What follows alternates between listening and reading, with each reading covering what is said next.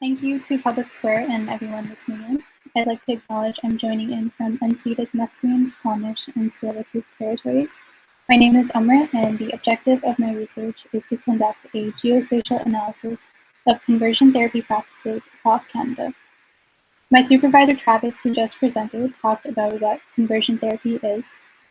Now, there's no scientific research that proves conversion therapy is effective. In fact, it's found that these practices negatively impact and stigmatize the LGBTQ2S community, leading to many lifelong psychological and social issues. And because these practices are so harmful, there has been current political efforts by the Canadian government.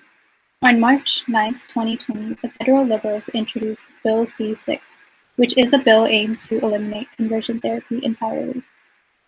But the problem with criminalization is that it often leads to practices being held underground, meaning these practitioners are still performing conversion therapy, but just advertising it in different ways so that they don't get in trouble with the law. So in order to help inform policies and get this bill moving along, because it hasn't been passed yet, we needed to start collecting data of where this is still happening. Last fall, my research team launched an online survey targeted to those with direct and indirect conversion therapy experiences. Indirect means maybe they knew of someone who went, they knew of conversion therapy practitioners, or they themselves nearly went to conversion therapy. From the survey, we had 110 respondents, and out of the 110, 31 people indicated that they're aware of some locations out there in Canada. From the survey, I was able to pull 127 identified locations. So my sample size here is 127. And what you're seeing here is a heat map, and you can see how conversion therapy is clustered over a given space. Areas of blue indicate there are conversion therapy practices happening, and areas of yellow and red indicate there's a higher prevalence of conversion therapy identified. The map also shows hotspots, which includes Vancouver, London, Toronto in Ontario, somewhere around Gatineau, Ottawa in Quebec, and kind of all over the place in Alberta, such as Edmonton, Red Deer, and Calgary. Now, this map does not take into account the population density of Canada.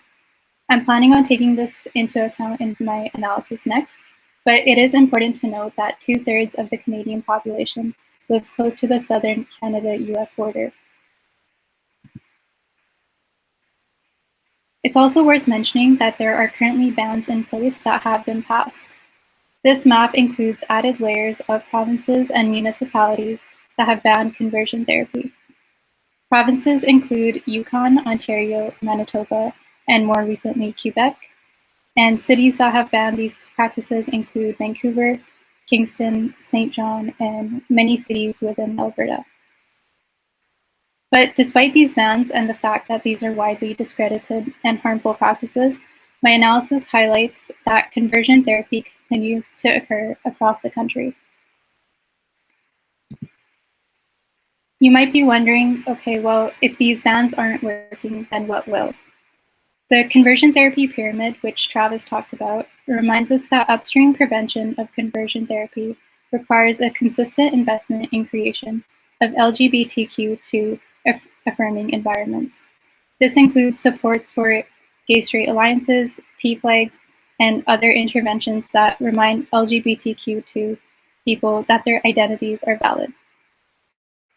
Another important note is that Action Canada is currently working to support the infusion of LGBTQ2 affirming messages within comprehensive sex education across the country.